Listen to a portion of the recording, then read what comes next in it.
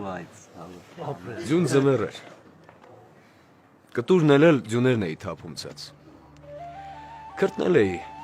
շորերս հանել ու դեռ բարակ մի շապկանց ձյուներն էի թափում ցած։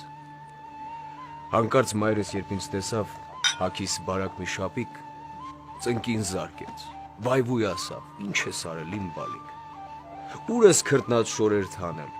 կապուտկել ես, իջիր ցած։ Բայց ես թափում ձյուները դեռ ձյունի մեջ էլ քրտնած չէի ուզում իջնել ցած։ Այնինչ մայրս գոռում լալիս, մեկ էլ տեսա մտավ ներս ու դուրս բերեց բարուր բալիս, ասես կտրից ընկա ես ու գոռացի մորս վրա, ախ չորանար թող լեզուս, ուր դուրս բերիր, ներս տար իսկույն, մրսեց ներս տար մեր որդուս։